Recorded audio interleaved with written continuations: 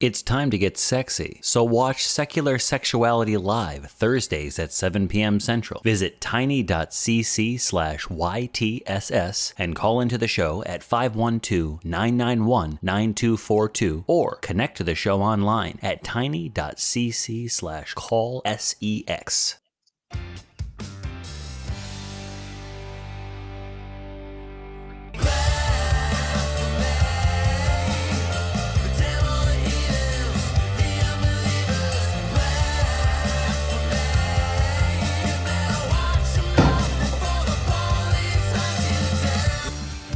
Oh yeah. That music means it is time for another episode of The Nonprofits, the show where we discuss the news and topics of the day from a skeptical humanist perspective. My name is Secular Rarity, and today's topics are indeed hot and spicy with at least three and a half peppers. I haven't looked at the menu in a second.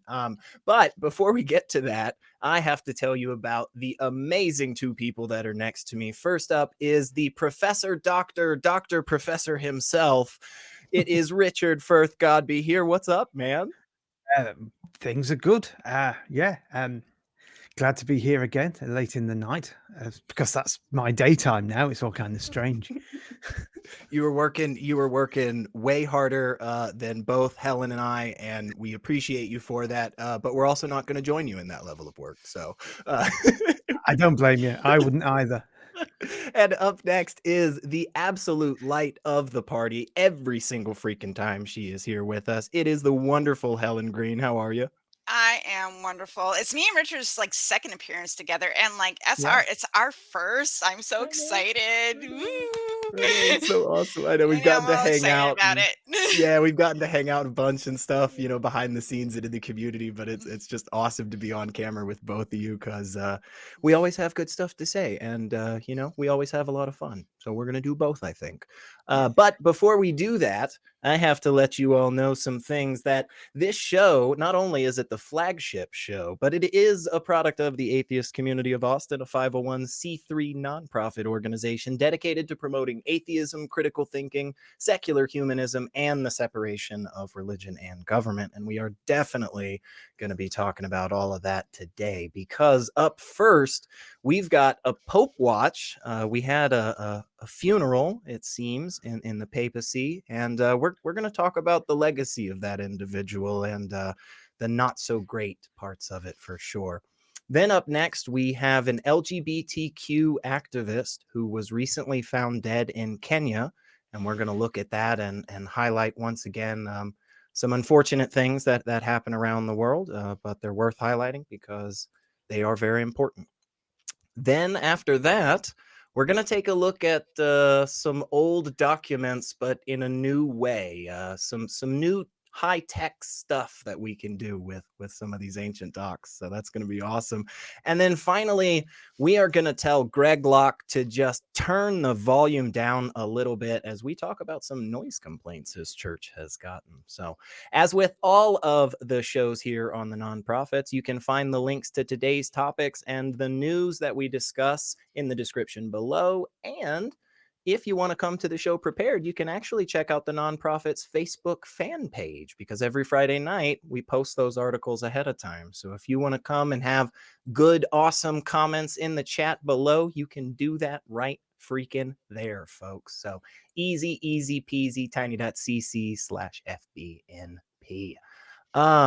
Up first, let's take a look. We are doing this Pope watch. We are watching this Pope. Richard, what is going on? Tell us about this Pope watch. Yeah, very, very big news in this particular Pope watch. Pope Benedict the 16th, Joseph Ratzinger, I can never say that name, Ratzinger. So it's a very bad KFC burger. He's dead. Now, if you were to make a list of the worst popes in history, you might go with Alexander VI, who bought the papacy, killed most of the cardinals, had sex with anything he could see, and then put his family in the cardinal positions. Or you might go with, let's say, Boniface VIII, who caused a massive, massive crisis in the church and state by trying to take the state's power away and the armies of the monarchs, leading to some of the most violent wars in history. Or maybe Urban II is someone who you would put forward, who, in an attempt to close the schism between the Catholics and the Orthodox Church, while outperforming a rival pope, gave a speech along the lines of, those Muslim guys in the Holy Land, why don't we go and kill them and a few Jewish people along the way, triggering the First Crusade? Now, these people are all pretty awful popes, but I think Benedict the 16th can go along with that list. He was a monster, a Nazi sympathizing, homophobic, misogynistic, paedophile protecting, backwards, vile piece of work. He stood for everything I personally despise: tradition for tradition's sake, the oppression of LGBTQ plus people, the subjugation of women, and the idea that secularization and rationalism are bad things. Basically, I'm not entirely sure him being dead is a bad thing. So obviously, I mourn his passing. Am I alone in that view, Helen? Do you mourn his passing? No. Do you? No. So, again, another person in a prestigious place of power, and they using that power to protect their privilege and also to protect the people that are doing horrible things within that privilege. Say it isn't so. Please say it isn't so. Listen, this mofo Ratsberger, and I emphasis on the rat, the type of person that he was, is that he is one of the worst people in modern history as far as the papacy goes. And because for the simple fact that this piece of shit, like, supposedly represented morality, he was like, best buddies with the Sky Daddy, and he basically said that like condoms weren't any good to help AIDS for people in Africa. LGBTQ people are like subhuman. That women's role is to be subservient men, like, and was bigoted, and it just goes on and on and on.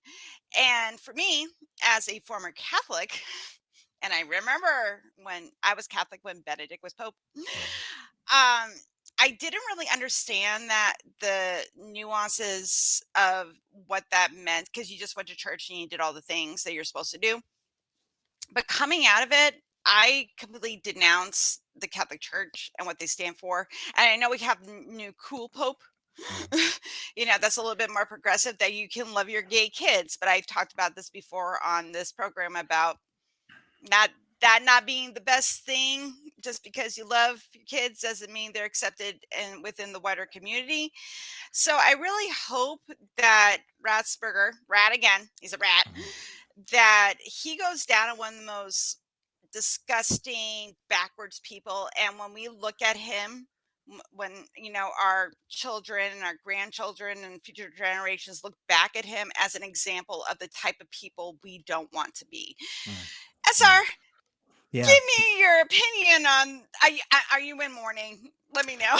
Yeah, this I started off my notes by saying this is one of those moments where, like, I think to myself, I'm really never happy to see a person die, but I really don't feel upset at all. So I mean, I remember when old Benny abdicated, right? And it was like, this was such a big deal. This was such a big shakeup. Like, first time a pope has done this in like 150 years, blah, blah, blah, blah, blah. And so, as I was writing my notes, I was like, what should we talk about exactly? Because there's just so much here. Like, for instance, we could talk about the fact that there was a time in history while he was the Pope where he specifically pointed out and bashed a group of nuns in the US for, as he said, quote, focusing too much on poverty and economic injustice. So a man who supposedly follows a doctrine from an all-powerful deity of like charity and like compassion, he said that people were focusing too much on poverty. So that's a really interesting point. I thought about, maybe we should talk about the nickname that he had, God's Rottweiler. Yeah. Because of his dogmatic, intensely conservative, traditional views. I mean, for me, there was just so much crap and it's hard to know exactly what is the most upsetting thing about Mhm. his time as pope, right?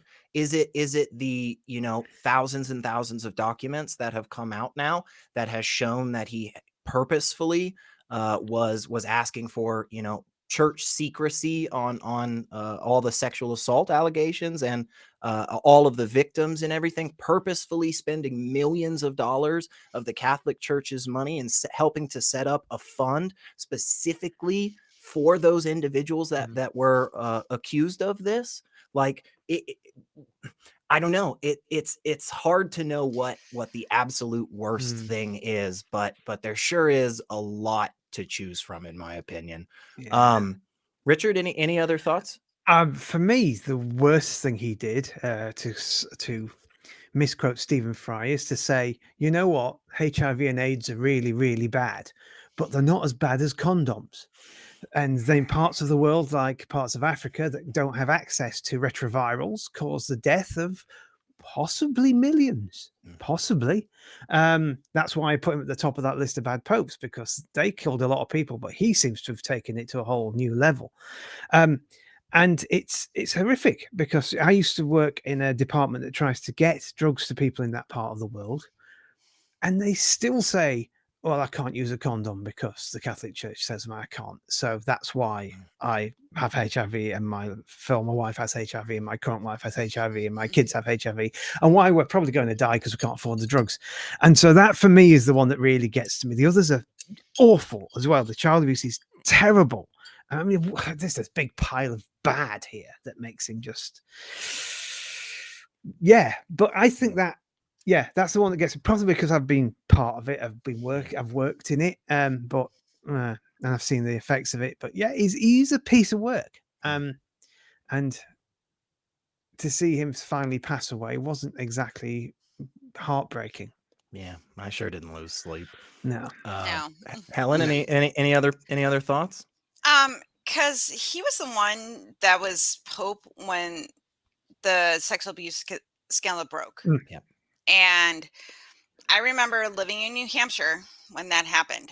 And my CCD priest ended up committing suicide when those allegations started to come out. And I'm a sex abuse survivor, not from the Catholic Church, but just a survivor. And this was the nail in the coffin moment that brought me out of the church. The fact that he took no responsibility, Yeah.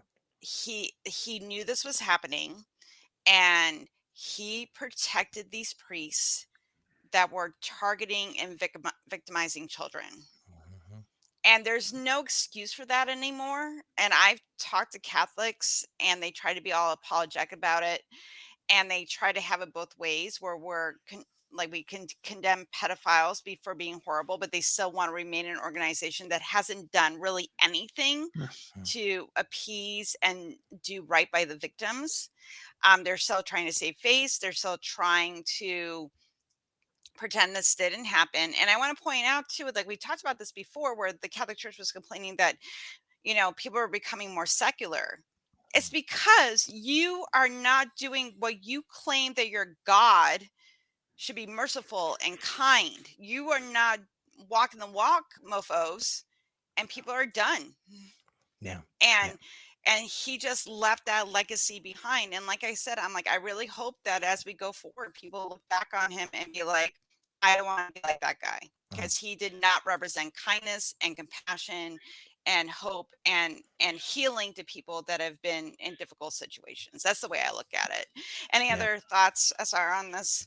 Yeah, I totally agree on that, and I think, and we've seen, this type of thing happen a lot in, varying religious spaces. But one of the things that just really upsets me, is because I think it's just so gross, is how he ended up, formally asking the Catholic Church as an organization, to pardon him for all the atrocities of covering up the sexual abuse that he knew full and well about. We know this now, and that to me is just infuriating.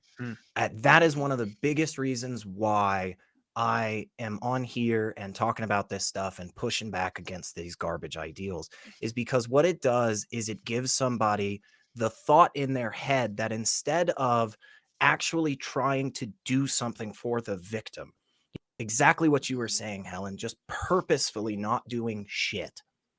Instead, it gives them the idea that they can just clear their conscience just by asking old Sky Daddy, you know?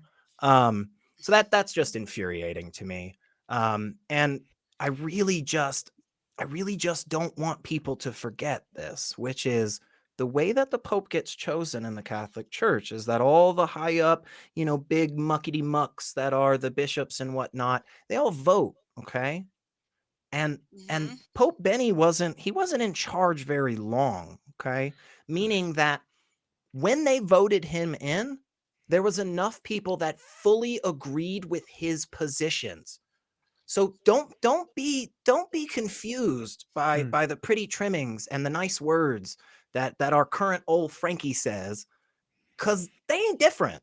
The church hasn't freaking changed, and that's why they elected Sky Daddy's puppy a few years ago, and that's why they haven't really changed any of their stances today, even though Frankie comes out every so often and Yeah. tries to sound nice about it.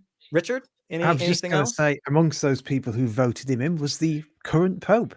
Because it has to be unanimous, so he will have voted for him as well. So, to say he's completely different, he obviously at one point thought, yes, taking us in a radical, extremist direction is the right thing to do. So, yeah, it's a nasty business. His time as Pope, and also this whole thing about I'm going to give up being the Pope. Well, weren't you chosen by God to be God's right hand man? So how does that work? You just quit. It's like, I'm not doing it anymore.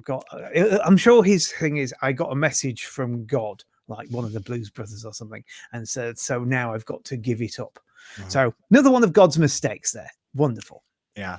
Good old omniscient and infallible God again. Helen, any other thoughts before we move on? I just it's one of those things that I keep seeing, the Catholic Church and their own nation, because let's remember the Vatican is its own sovereign government. Let's not forget that, people. And they have a bunch of men, and I do mean men, people with penises that think, and most of them are white, that think that certain groups of people are separate from them. And that's the thing that's most distressing about why we're seeing this kind of cowtailing and backpedaling coming from the churches, because one, they know that the numbers are going down, and two is that because of that, they're not getting people in the pews, which means they're not getting many in the coffers. People aren't tithing, and also their influence is going to start to break away. And those of us who are on this side, who are secularists and are skeptics and are saying like, hey, your rhetoric that you're preaching is not matching your actions, and we're done. We're not going to play this game anymore. And I think that is something that we all have to pay attention to, and we have to push back against these bad ideas who are not taking care of people that they've harmed. Yeah. And really do the work. You can say you're sorry, but we all know a good apology comes with action. Yeah, totally. Yeah. I think you summed it up really, really well right there.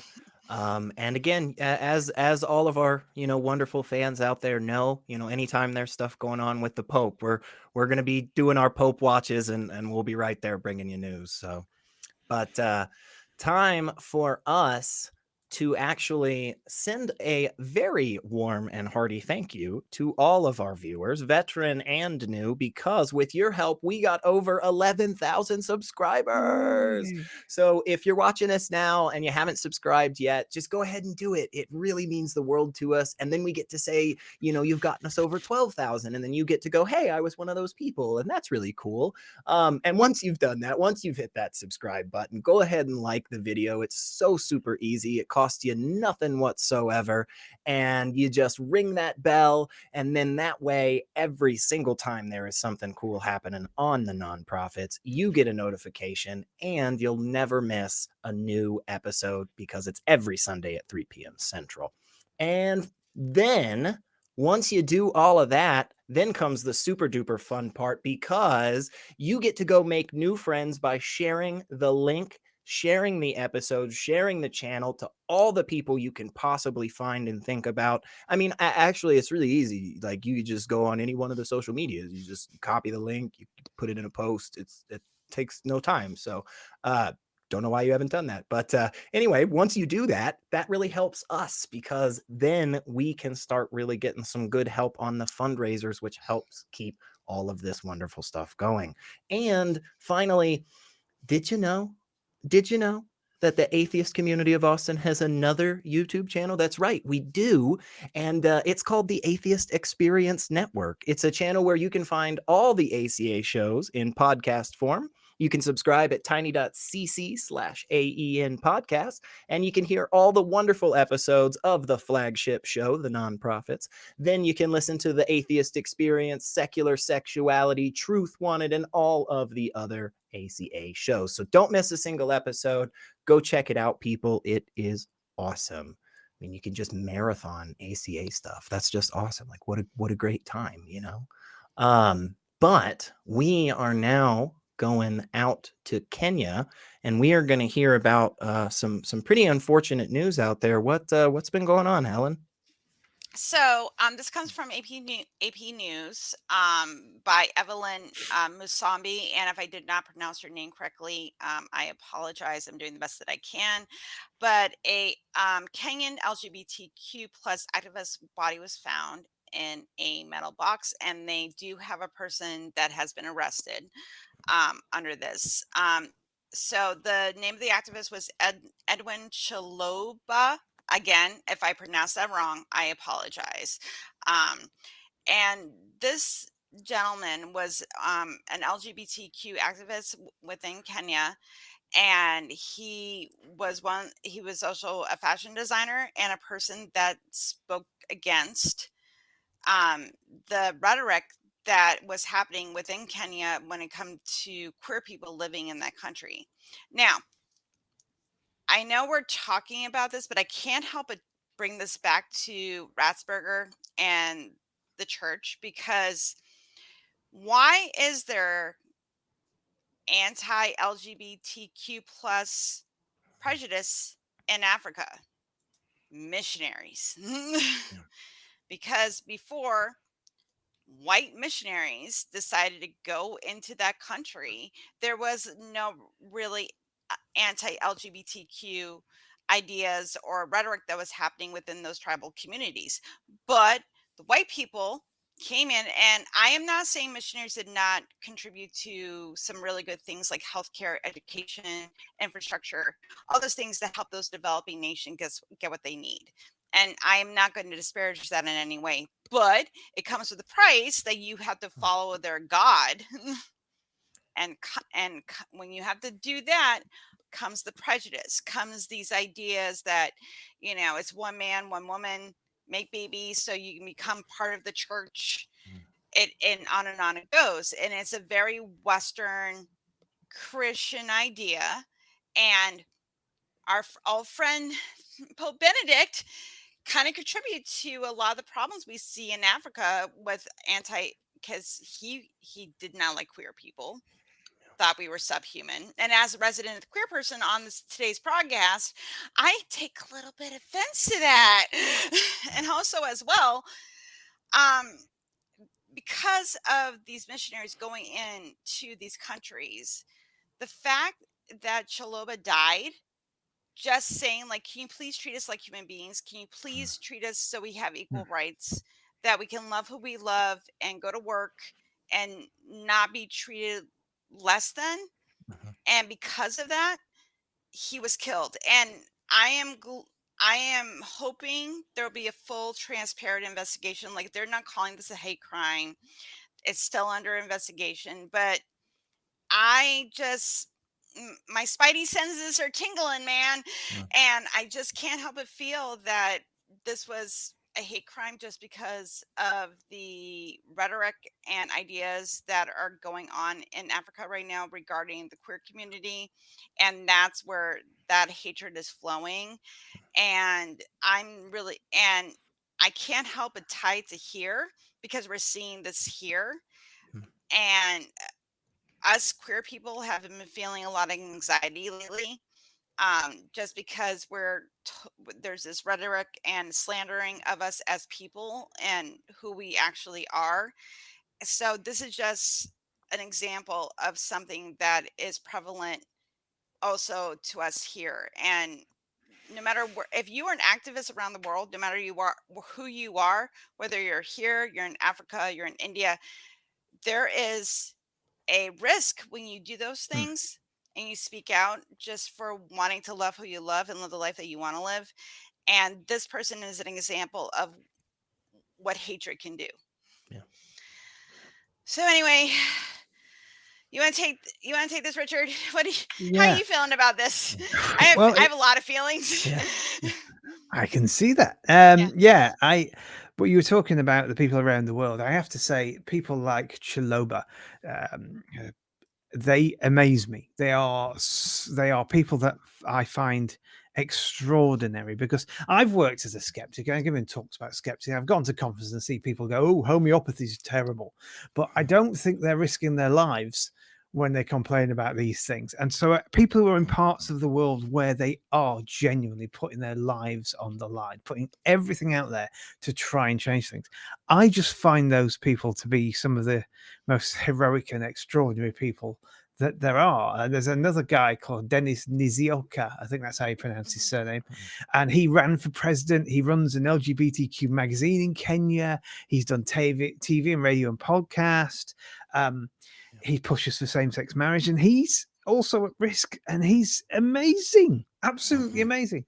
And they just make me, to quote Shakespeare, hold my manhood cheap whenever I hear these guys and think, yeah, I'm making a difference. These are the real deal.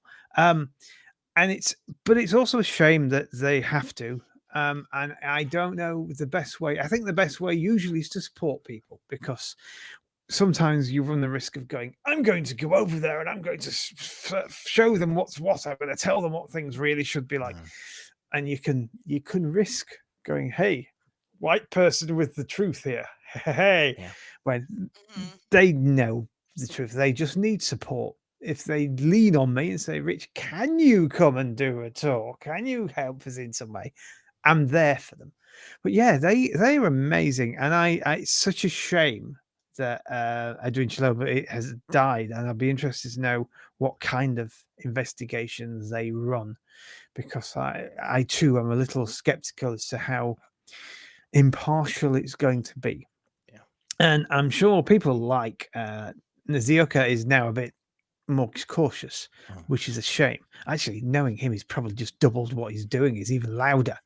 He's going to do a third magazine. He's going to go on more newspapers, and he's going to say, "This man is my husband. Do you not like it? Oh dear," and things like that. Yeah, extraordinary people who are risking themselves in ways I can't fathom. I'm too much of a physical coward, frankly.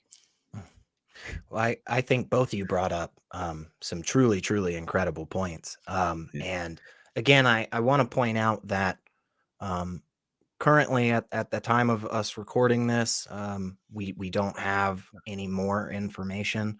We do not have a motive.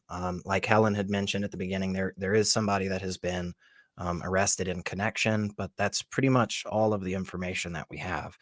And this is one of those moments, I think, that we have a really good opportunity to highlight both secular humanism as well as our skepticism.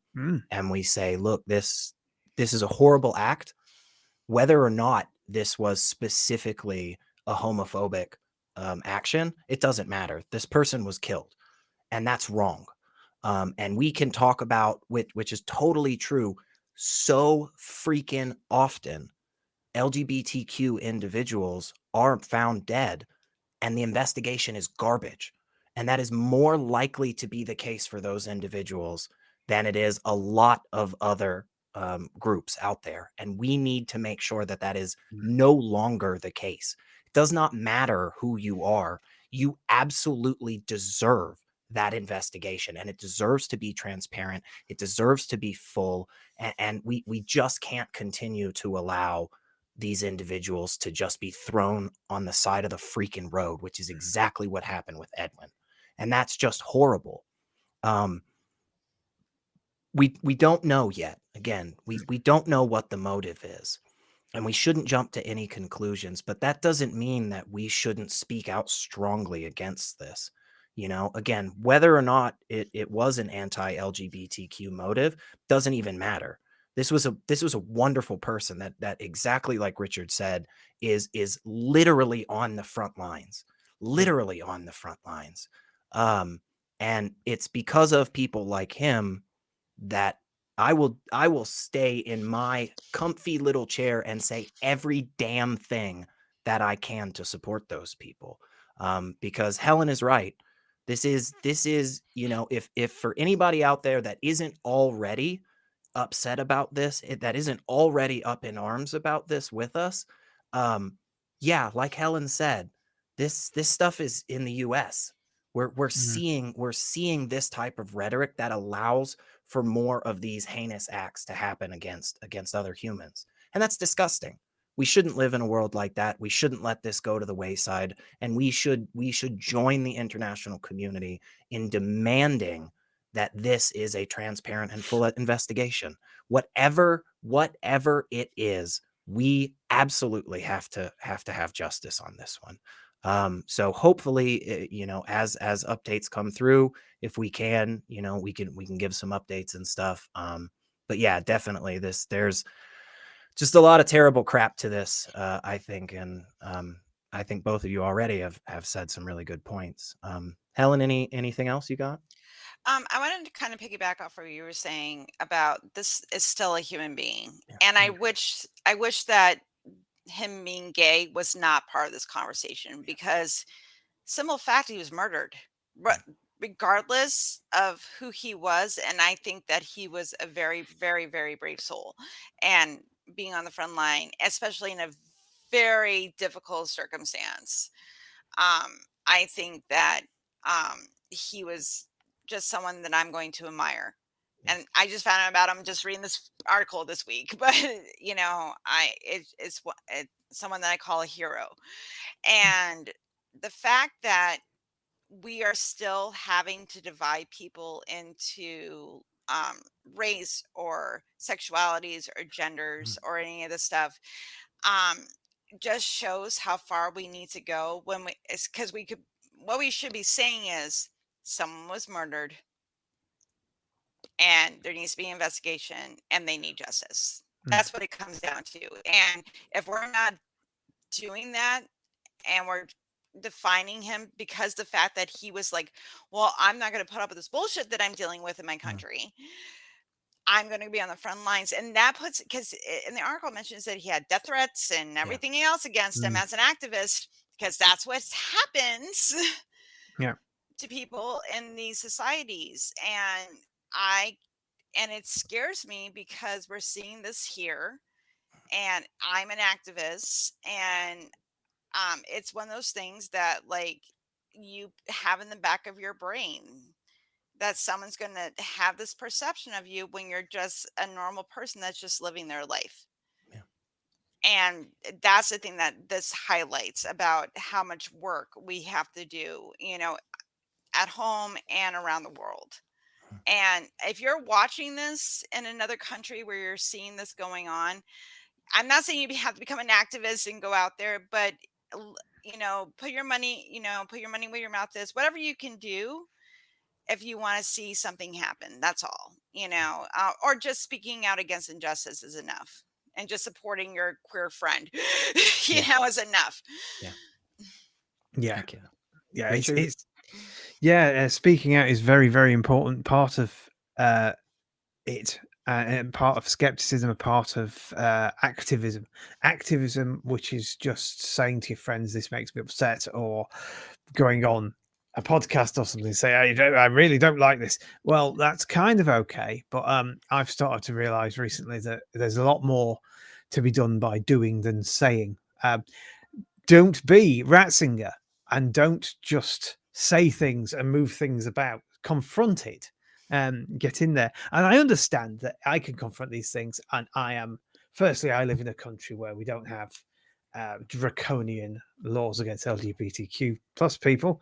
And secondly, no one's going to kill me for it, I don't think. But they used to. Only 30 years or 40 years ago, you'd go to jail if you were gay in this country, and terrible things happened. And the reason it changed is because some very, very, very brave people stood up and went, hang on, no, enough.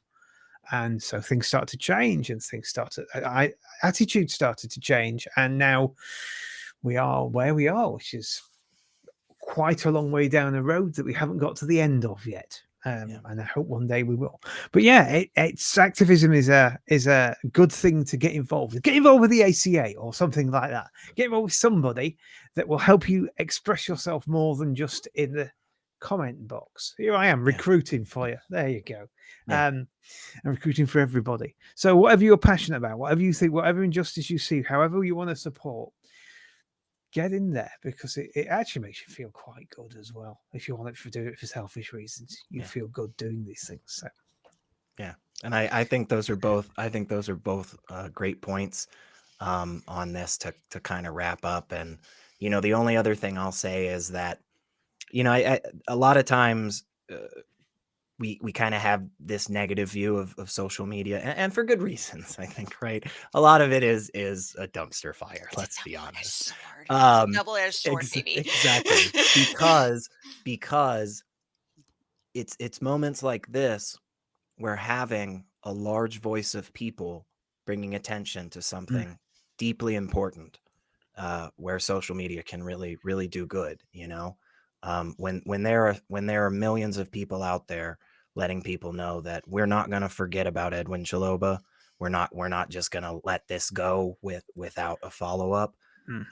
That matters, because people pay attention to that. So again, just to echo everything that Helen and Richard said, there are a lot of different ways that if you are passionate and you do want to highlight stories like this, there are a lot of different freaking ways to do that. And so again, that's what we do here. And hopefully, if we can, we'll give updates, and we're not going to let this go, I think. So I'm definitely going to be paying attention, because I'm not letting it go. Yeah, I'm very glad we talked about this one today. So, and I'll be honest, y'all. I do, after that, I need just a little bit of a break. So we're gonna take a break here, folks. But don't worry, we're not going anywhere, because if you didn't tune into the other ACA shows last week, we'll give you a little taste of what you missed. I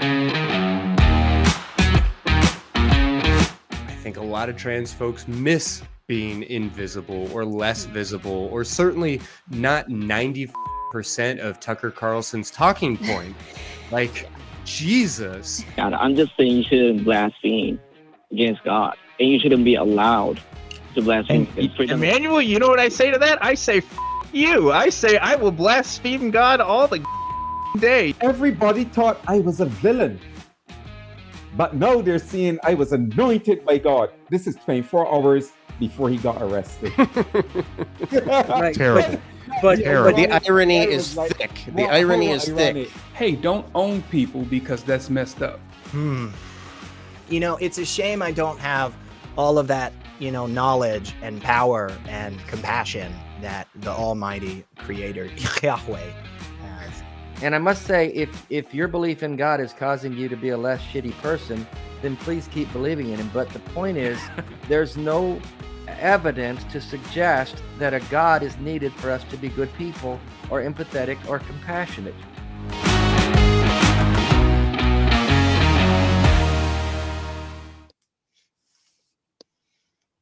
And we are back, folks. And if you can arrange to be in the Austin area between January 26th and 29th, why not consider joining us in the studio audience at the ACA Free Thought Library for live broadcasts of all the shows that Secular Sexuality, Truth Wanted, Talk Heathen, and The Atheist Experience.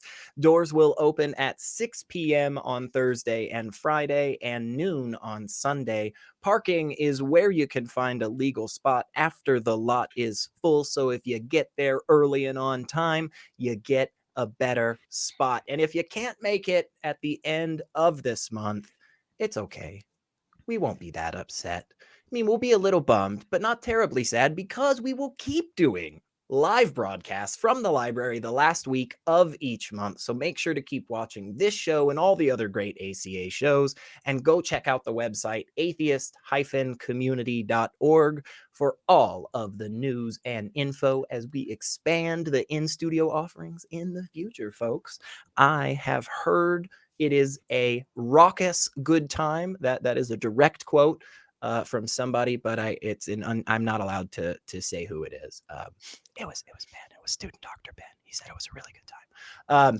Anyway, though, we're gonna talk next about some high-tech findings and some forgeries from some ancient documents. So we're gonna talk about this really cool guy named Mike Langlois. I'm sure I said that wrong, Mike, and I'm terribly sorry about that.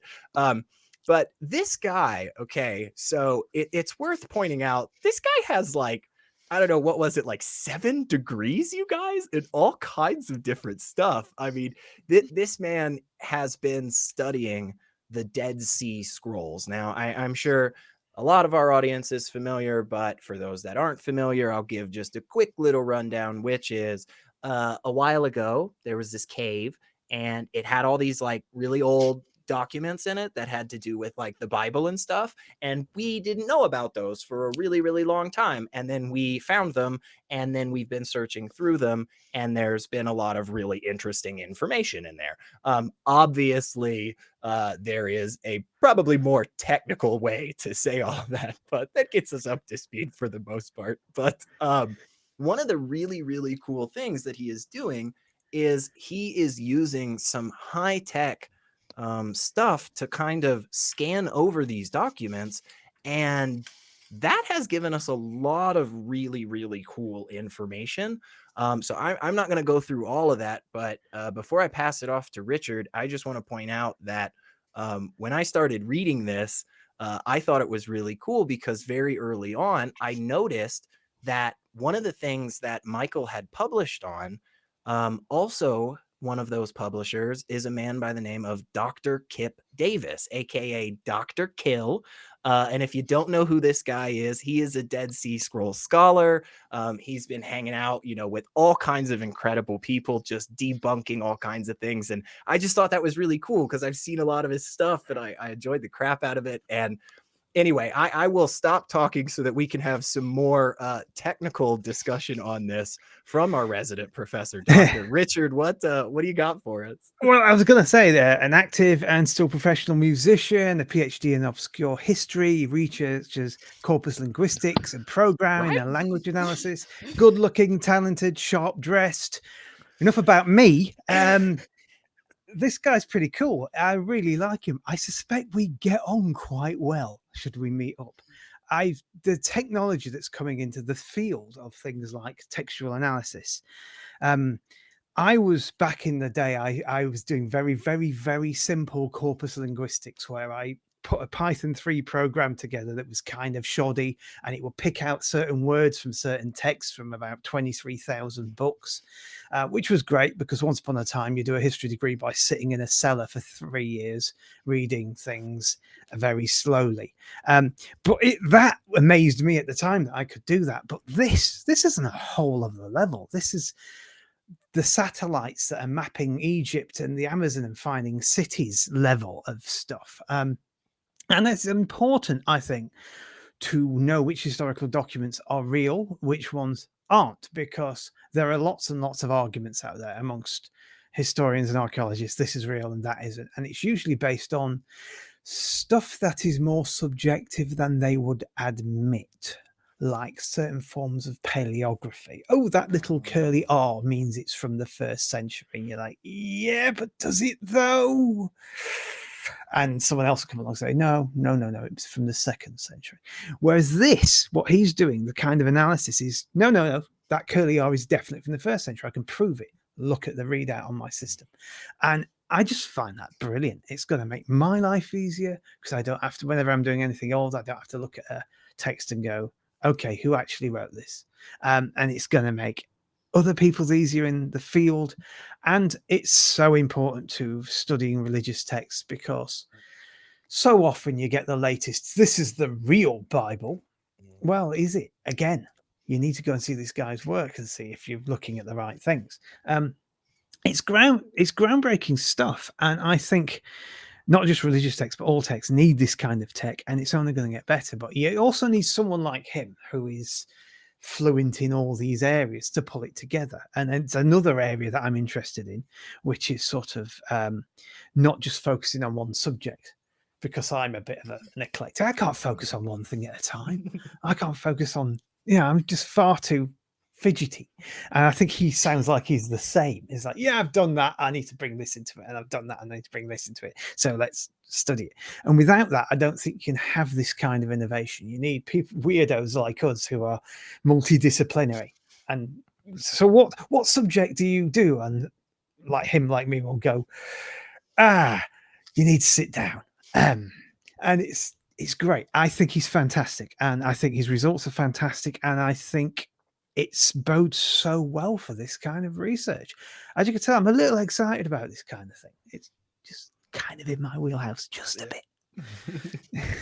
It is pretty cool stuff, I'll say. Yeah, it is. Helen, what did you think about this all around awesome guy? I have feelings because as a woman that is married to an intelligent, well-read basis, part of my brain was like, this is making Helen a little sorry. I mean, smart. It's not Thursday. Smart, happy and smart. I love happy and smart men. Sorry. But this is the type of shit I love, where someone starts on, because he was a person of faith. He's a person of faith, and he just started following the evidence. And he and he, like many of us that were that have been a person of faith, had taken the Dead Sea Scrolls were gospel, that they were legitimate.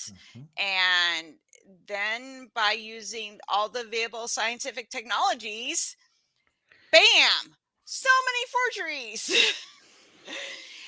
And this is helping people that have certain documents in their private collections, and they're finding out that they were frauded.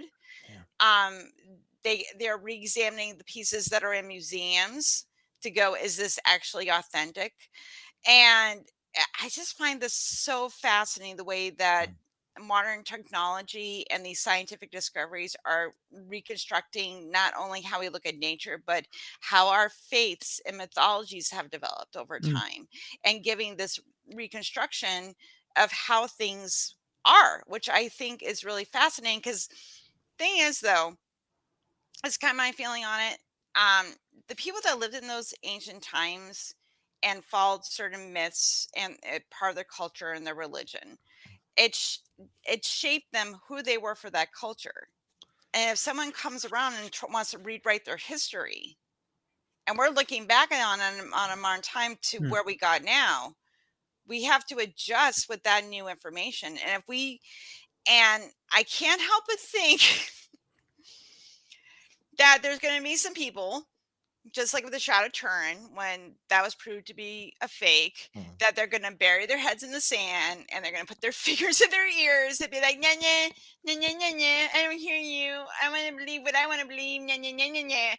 And that's the thing we're going to see again, even as this comes out, where he's saying, like, I'm not saying that some of the text are forgeries. There is some legitimate history here, but we have to separate it off from what is authentic versus what people kind of threw in over time.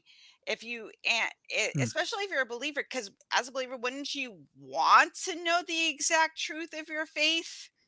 Just saying.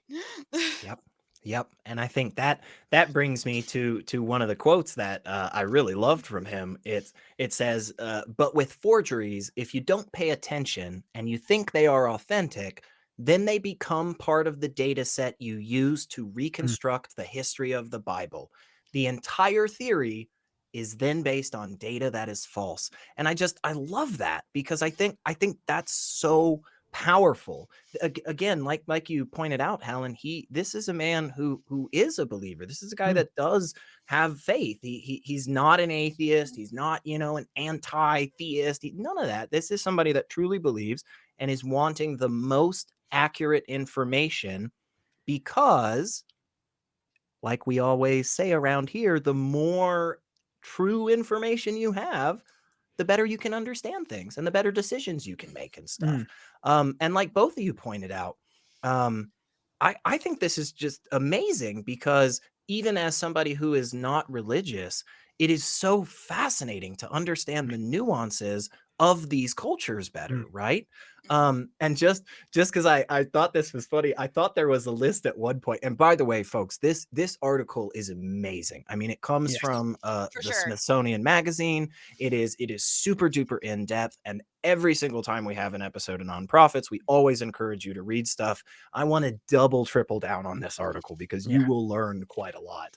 But at one point, there's one section where it talks about a handful of the different places that had to admit that they had forgeries. Okay, so we've got Azusa Pacific University in Southern California.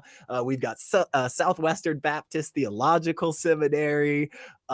We've got the Museum of the Bible in Washington, D.C. had to announce that its entire collection was forgeries. That's amazing. And we only really have that information because of this scholarship, right? I mean, it is so freaking cool to me that we were able to discover so much.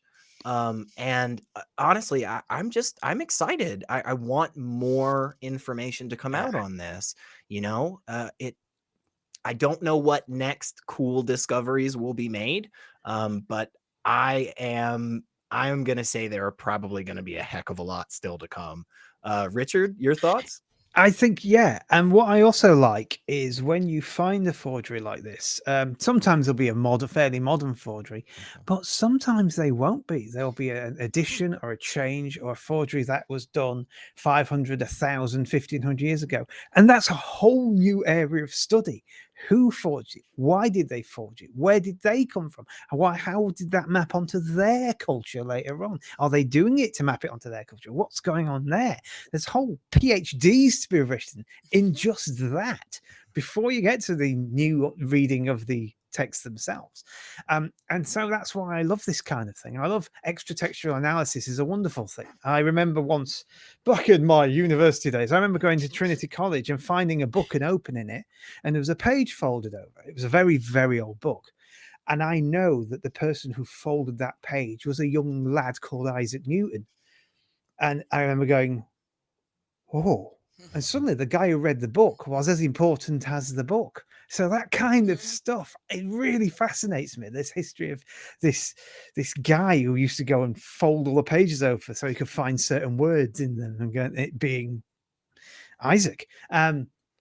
It's great. It's a great way to go, and having something more concrete. And yes, he's a person of faith, but here's a weird thing. Not everybody who's religious is a bibliolater. Not everyone who's religious absolutely, doesn't want to know the truth. It could be argued, and this is a longer conversation, but it could be argued that the reason we have empiricism is because a bunch of religious people went, that America continent, well, Aristotle and the Bible didn't mean it, which means we've got a problem with our brains. So we need to work out a way of seeing the truth of God in nature without using our brains and without reading that book. So how do we do it? Well, we'll test things and see if it matches a prediction. And that's kind of your Francis Bacon and people did that. There are them out there. It's amazing. There's a world of religious, rational people. know that's kind of a weird thing to say, but there are. And he's a great example of that. Yeah, he's a person of faith, but he wants to know what the truth of these things is. He wants to get to the bottom of it. And yes, there's one little area that he's kind of compartmentalizing, but I don't mind that as long as he's true to the science and he doesn't try and convince me or anything or force his beliefs on everybody else. So it's great. It's great. As a person whose background is for primarily history, yeah, as you can see, I don't care at all. Not bothered. Really, really. I just love what you said though about like the Isaac Newton thing, like knowing he had full, like there's something very like I'm using this term, but I mean it like magical, but I don't mean magical, but there's just something about that idea that like generations before us had these really incredible ideas and that brought us into modern society. Like it gives me chills. Like that's like my jams because I think as secularists and atheists, because we know life is finite, we somehow get a little cynical. And I think we need to take a moment as us as human beings to kind of take a step back and go, you know what, we got here because of people before us that had good ideas and they wanted to push humans forward and society forward and culture forward. And okay, I'm gonna call him Legolas because that's what I keep saying in my head. Fuck Tolkien. Okay, it's just embedded in there. But he is one of these people as a scholar and someone that was going to follow the evidence. That's what he did, and I think that's really cool. Like I just even like we can have a discussion about faith. But like, if I could be in his lab and watch him do his work, like I would have like a big brain orgasm. Like I would be like really impressed. So and that's the type of stuff that I love. Yeah, honestly, there's just so many cool things. Like seriously, like a third of this whole article, I think, is just talking about how cool of a dude he is, which is like true. It's like true. And it's like every single time I read the next thing, I'm like, damn, Mike, like chill, like save something for the rest of us, like calm down, man. Yeah. But I want to seek him out and jam with him. Yeah, right. Just like have a 10-minute jam session and then just be like, so what do you think about the Mesha Stele? Like, what are your thoughts on that? Where'd you go with the but yeah, I mean, honestly, this is some incredible stuff to me. And this is where I love to direct my attention. I don't care so much for what the internet, the apologists, the shit they say, just kind of teasing where we're going next from here. But these are the type of people that I love listening to, right? Somebody like Dale C. Allison, just a true scholar, a believer, yes, but somebody that does the work and looks at it critically and is willing to provide their sources, give you the evidence so that you can see it too, and isn't just coming up with these wild, fanciful conclusions and so forth just because they want to. Like Richard said, yeah, you're going to notice that there seems to be kind of a piece of it where they just kind of compartmentalize the stuff. And that's fine. I don't think that destroys the scholarship in any way, shape, or form. Because of the fact that we are going about this in a rigorous method and we do have that data to back it up, right? We can make the predictions. We can find those freaking things when we go looking for them. That's huge. And just the more that we do on that, the more we are going to understand this. And I really do believe that as we present more and more of this information to the average believer, I think they're going to start shifting a little in their worldviews. I think this stuff really takes hold for a lot of people. I can't tell you how many friends of mine, right, that are atheist or agnostic now, and they would say to me things like, yeah, it's because I thought all of this history stuff was true that I was such a big believer. And then as I started looking into it and I found out, hey, some of this doesn't really match up with a historical timeline. That really was the first crack. I love it, honestly. And again, even if it doesn't cause a mass amount of people to step away from their faith, I just love the fact that we do have, critical scholarship on something that for so long we really didn't have, especially not at this level. So again, just hardcore want to suggest to everybody out there, read this. Yeah, It's it amazing. is so fascinating. Yeah, it's really good. It's so good. Yeah, truly. It's and again, it's like really, it's kind of just worth it just to hear about Michael, like just hear all the cool stuff that he does. Like not even the tech stuff with the Dead Sea Scrolls. But And anyway, apparently he's a snappy dresser. So, yeah, I mean, that's exciting. he Ooh. probably beats me for the best hair award. I really I don't feel He does like have good hair. I He know, has, and yeah, it's like I feel bad about having to get it up, but Game gotta Well, recognize I mean, Game. you and J Mike are just competing for best hair That's at this point. So, That's true. Yeah, yeah. But I think we're both losing in the PhD category. But that's all right. We'll get there one of these days. But any other thoughts, y'all, before we go on and round out this with a little bit of our old friend Greg Locke, Helen or Richard? The only thought to me is there's actually in some ways a positive thing having someone of faith doing this kind of research, because there's one criticism that can be taken away from the theist, which is you're just an atheist. You would say that. You Mhm. can't say that to him. Yeah. Good point. Helen, anything else? yeah, and I'm just going to reiterate what I said before. Like, I love the fact that he just followed the evidence. Yeah. He was a person of faith, and he wanted to know, because of that, more about his faith, and he didn't stop looking. And I think that's wonderful. I'm like, oh, humanity, yay, good feeling. So I just think it's fantastic, because this article was a trip and a wonderful thing to read. So, and that gives me hope from humanity. Like people like him, like he's a person of faith, but he's doing the God's work. That's right. That is right. Yeah. And again, seriously, y'all read this article. Take the time. It is super worth it. But unfortunately, as happens, we have to eventually say goodbye, and we're getting close to that time. But before we do, let me tell all of you wonderful people out there another great way you can support us here on the Nonprofits.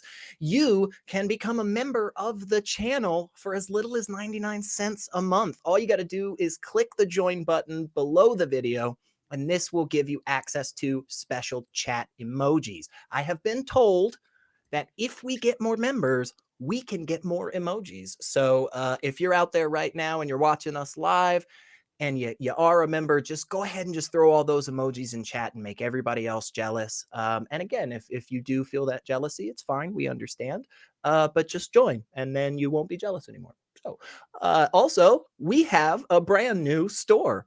If you visit tiny.cc/merchaca, you can get all of your favorite items like the t-shirts and the hoodies and the coffee mugs. We've even got beanies and phone cases and tote bags. You can find all of the great stuff, and I think you can even give suggestions for stuff. So go ahead, grab the cool things we got now, give us suggestions for new stuff, because all of the ACA shows actually feature a special limited edition item each month, and once they're gone, they are gone. So you need to get on that. So go check out the store, get all the cool Nonprofits merch, all the merch from the other shows, and then just like put them all on together, right? So do the atheist experience underneath, and then the Nonprofits, and then Talk Heathen, and then as Sunday rolls through, you can just take the shirts off, and then you'll be up to date with all the shows. That's just a thought. I'm not saying anybody has to do that, or that's what I do. Superman. Yeah.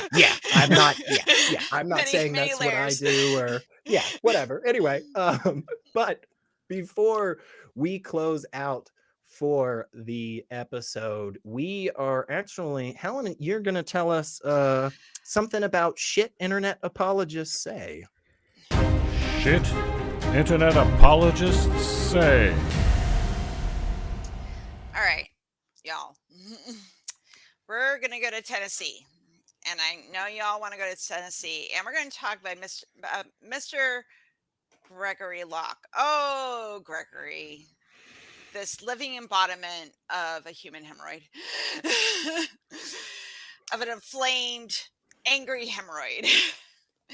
So, for those in the audience that have no idea who I'm talking about, I'm going to burst your bubble because you were living in this really nice bliss, and I am here to just break that from you. So, Pastor Greg Locke is a MAGA and hate preacher, allegedly a hate preacher, from Montjoylet, Tennessee, and he is a man of God that has accused people in his congregation of being witches, burned Harry Potter books because reasons, I suppose, denied COVID was real, preached to his followers not to wear masks, thinks LGBTQ plus people are possessed by demons. And I could go on, but I feel my blood starting to boil. So I'm going to just say the BS that he's involved in now. So apparently, Mr. Greg Locke cannot keep his religious rhetoric to himself. Oh, no. So, because of him and the county that he lives in, he has been getting noise complaints because of the music, and his shouting can be heard up to 5 miles away. And the county commissioner, Bobby Franklin, has heard 22 noise complaints from this mofo. And because there is no noise ordinance law in the county, there's not much he can do except ask Mr. Locke, as a respectable pastor, to turn it down a little. But is he? Oh, no. Oh, no. Because he has people coming from all the way from California, and they need to hear the word of the Lord. And how are you going to do that if you want to make it below decibels that jet planes go by? Like, how are you going to do that? So he is using his religious persecution complex to say that the county is repressing his free speech and they just don't want to hear about the Lord. Yeah. So I have been to live a hop, skip, and jump from a music venue. Yes, when they have events there, you can hear it, but doesn't keep me up at night when I go to bed. I can drown out watching some Wednesday on Netflix, which is a great show. You should watch it. But this mofo is so loud, it's rattling windows. So I happen to wonder, Mr. Locke, if you can kind of tone it down a little so your people in your county can just enjoy a quiet Sunday afternoon. Just be respectful. SR. Yeah. As our resident Tennessee person, please tell us about Mr. Locke and the wonder of living in a county where he is. Yeah, for sure. So for any of the longtime viewers may know, we've touched on old Greggy Poo a good handful of times because boy does he always like to say some shit on the internet. But yeah, I actually grew up fairly close to this church. I know exactly where it is. For sure. By when I was writing my notes for this, preparing for the episode, I actually wrote like, hey, funny enough, like coincidentally, I just drove by his church like the last 3 days in a row because it's just literally like in my area, and I just have to sometimes. You pointed out that the chief deputy of the county mentioned that there were 22 complaints from the church. I want to point out that the next largest attraction of noise complaints, just in case anybody's wondering, was a fucking cannon being fired. Was a cannon being fired at the other end of the county. So, just compare those. And I think it was like 4, by the way. It was like 4 complaints of the cannon, 22 about the church. So there you go. Where his church sits, it is right on the edge. And because of that, it does sit in this space that is county space. For some of our viewers that have never lived in an area like that, it has a little bit different jurisdiction, and there are different laws and stuff. And so even though it may be bothering people, if there actually isn't technically a noise ordinance in place, there actually isn't anything that can be done because they do have the right to hold services on their property. I will say, though, all of that being said, the legislature in Tennessee is really, really, let's say, biased. No, that's a bad word. Focused on giving preferential treatment to places of worship. I'm sorry. Giving preferential treatment to Christian places of worship. I'm sorry. Hang on. Giving preferential treatment to white Christian upper middle to upper class taxing bracket. So yeah, I'm not exactly going to be holding my breath that there's going to be anything in the county necessarily that's going to come through anytime soon. We will see, but based on the history of this area, for sure, I can tell y'all it's unlikely that there will be any reprieve from this, and people in the area will be able to hear Greg Locke yelling about yoga pants and crystals 3 times a week. So, Richard, what do you think on all this? Yeah, just to take on from your white middle class Christians, I do wonder how differently a mosque blasting out an adhan at 100 decibels 5 times a day would be taken, or say the Church of Satan, and this is not a suggestion, were to turn up and play "Bleed" by Meshuggah, just blasts of it at about the same volume. And speaking of bleed, I actually feel sorry for his attendants, his parishioners, because they're a few feet away from that. I mean, if he wants to create a deaf congregation, he's going about it the right way. They must. I wonder if they walk out and go, "The ringing in my ears. It's the Lord. It's the Lord." Like, no, it's called tinnitus. It's odd, and I think I've got a low key version of this. There's a church near me, and it's got a bell that goes every 15 minutes. Every 15 minutes they ring this bell. This church has been there for 700 years. The bell's been ringing for 500 of them. And if you say to them, "Could I maybe, I don't know, get some goddamn sleep once in a while?" They'll go, "Oh, you're attacking our church. You're attacking our belief system." And I'm like, "Okay, so show me in the Bible the bit where Jesus talks about the bells." I think you're mistaking Jesus for Quasimodo, maybe. When it comes to that. I'm far enough away, it's not so bad, but there's people right next to this thing, and they get a pass. If I were to throw a party and be half as loud, then there'd be police here telling me to show up in 5 minutes, I guarantee you. And it'd be the same people who defend the church that would rat on me.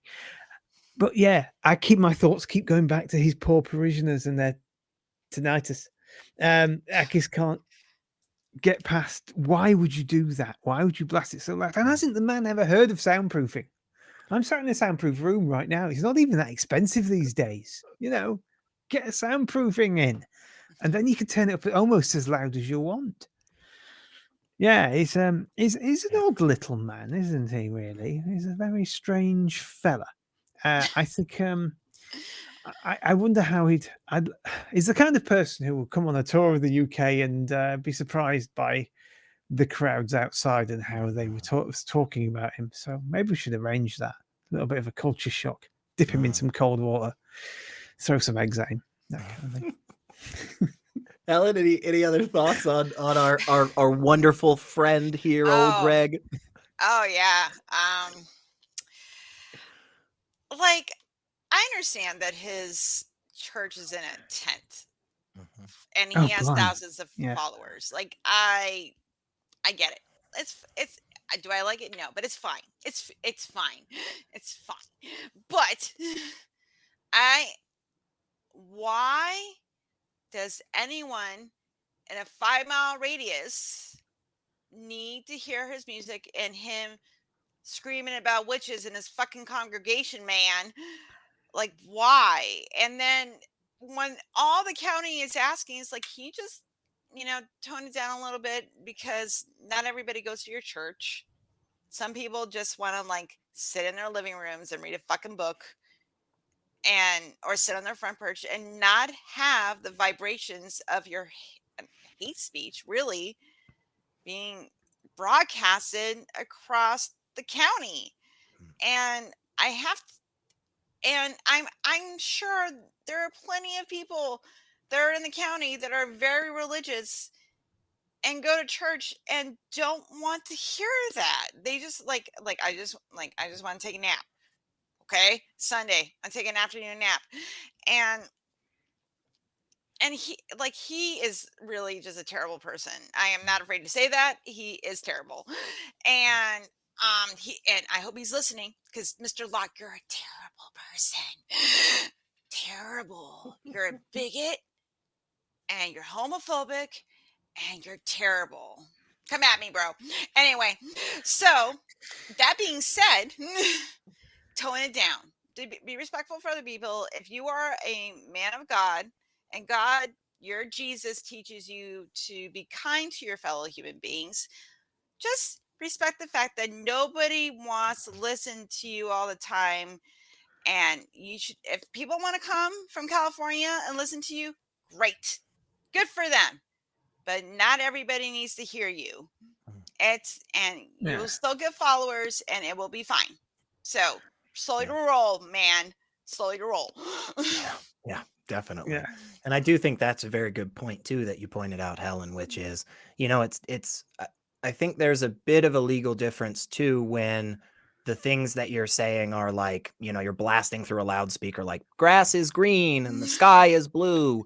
That I think has a little bit different of a legal stance than outright hate speech, which is what Greg Locke, regularly participates in, calling for the deaths of LGBTQ plus people and all other terrible, disgusting things. I mean, you listed a good handful of them. So I think, that definitely should be in the minds of the law enforcement and the individuals in the area. Again, what exactly can be done is hard to know at this moment. But I want to highlight what the church spokesman, Wayne Kraparas, Caparas, don't know how his name is said, but either way, our old buddy Wayne said, quote, "We certainly emphasize with them," speaking about the people who had complained, "but we just hope they'll participate.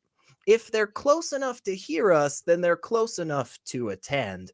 I just honestly want to give, a full-throated, just get bent. Like, that's ridiculous. I mean, that's ridiculous. What a jackass you would have to be like, yeah, we know it's probably, a bothering thing for them, but also if they just like came and worshiped our God, they wouldn't be so upset about it. So yeah, fuck that nonsense. I just think that's ridiculous. What the fuck, man? Yeah, right. I mean, come on.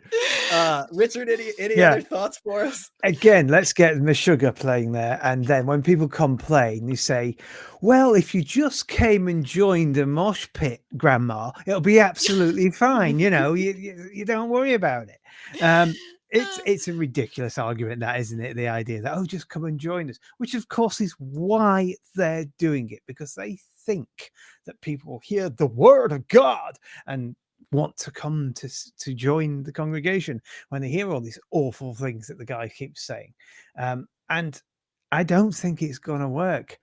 It might do a bit, but I don't think it will, because most people are just getting annoyed because they just want to, mow their lawns and have a nice day out and that kind of thing. And they can't. They've got to go inside and lock their windows and shut everything so they can have a bit of peace, which isn't the usual way to win friends and influence people, as far as I'm aware, to just annoy them.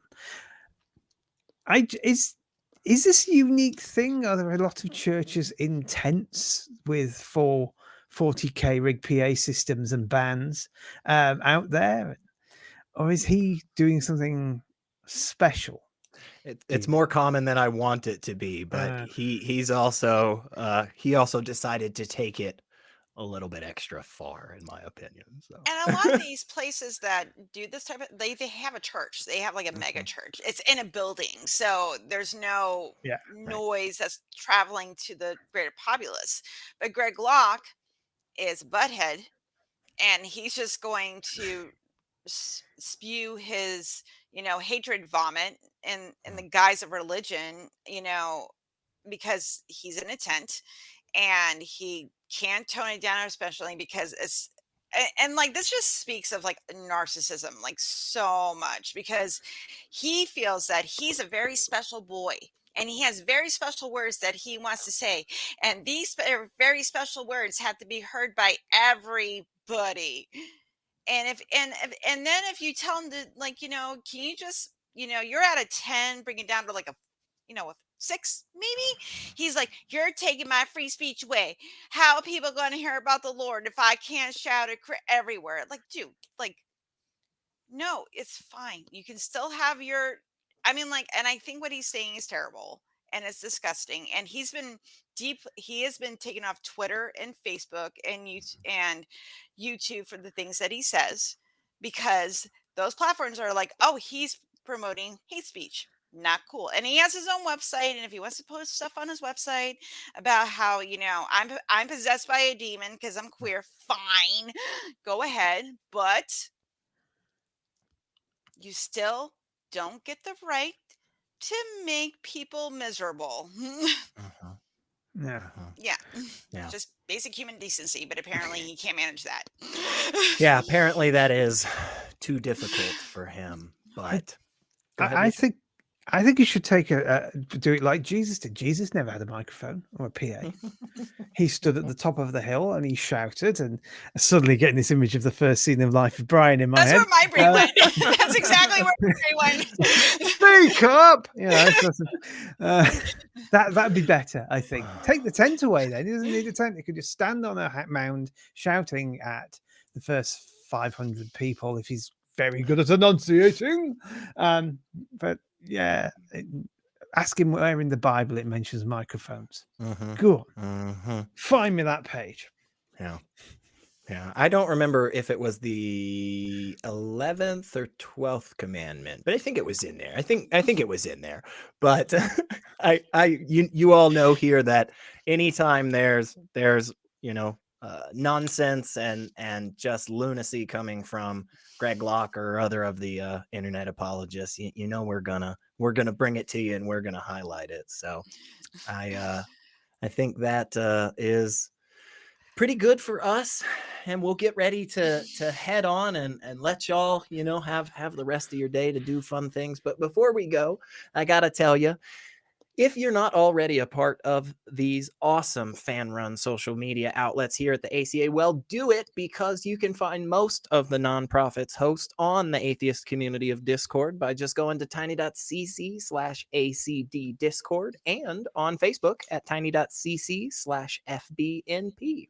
And if you'd like to support the show, you can do so by becoming a patron at tiny.cc/PatreonNP. And if you find yourself already shopping at Amazon, why not go ahead and support the Atheist Community of Austin at no extra cost to you by shopping at smile.amazon.com and selecting the Atheist Community of Austin as the beneficiary. Be sure to use that link because it really helps us out here at the ACA, and we absolutely appreciate every little thing. And we value your feedback. We want to know, what did you like, what you didn't like, what did we get right, what did we get wrong, how cool this guy Mike is from that third article that we talked about. So do that. Just let us know in the comments below this video, or just email us at nonprofits@atheist-community.org. And don't forget to visit the Atheist Community of Austin's official website at atheist-community.org so that you can be up to date on the latest of what's been happening. And make sure you feel free to just shoot us a message. Shoot us a message here at tv@atheist-community.org. So before we go, we will run around the whole panel and get some final wrap-up thoughts. Richard, what are your final thoughts for us? It's an interesting contrast between Locke and Mike, isn't it? Both people of faith, one of them dedicated to the truth and to learning more and to studying. The other, not so much. The other thinks that this one book that he worships is everything, and everything in it is true, and anything outside it, unless it involves Donald Trump, reason, doesn't matter. It's a great contrast there to look at that. And so it's almost been an episode of we've been bookended by religious nasties. Yeah. And had some quite cool people in the middle. It's been like a jerk sandwich with a lovely filling. So that seems to be how things are going. So just remember, whenever there are some jerks out there sandwiching you, you might be the lovely filling. That's my takeaway. I love That sounds it. I love it. kinky. Yeah. Yeah. It's not Thursday yet, Helen. Sorry. But My give brain. us your final thought. So I have to kind of agree with Richard. It was an interesting episode with a lot of interesting articles, and I think that's why I like to do this show, is because there's always something interesting to talk about, and especially like I learned so much about like researching forgeries this week that I didn't think was going to be a thing, and I'm like, wow, this is so cool, and now I want to go down that rabbit hole. And I'm again reminded that there are terrible people that are not fighting the good fight. But then I have, like Richard said, those little pieces of hope that I love, that I'm like, this is why we do what we do. And every little bit helps. So those little, people looking for the truth and fighting for what's right, that's what matters. So that's what I'm taking away from this, even though, people like Benedict and Locke have existed and are going to continue to exist.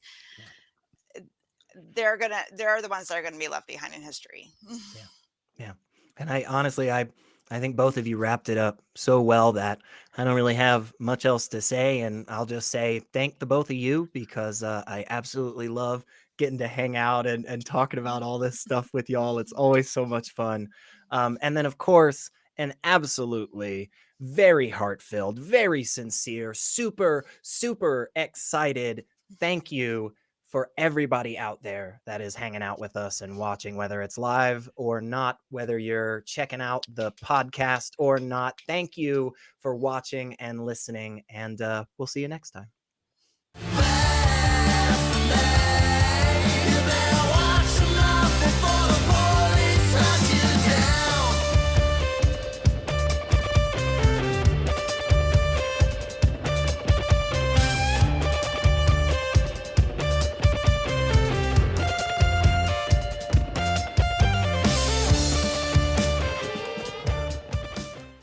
Watch Talk Heathen live Sundays at 1 p.m. Central. Visit tiny.cc/YTTH and call into the show at 512-991-9242 or connect to the show online at tiny.cc/callth.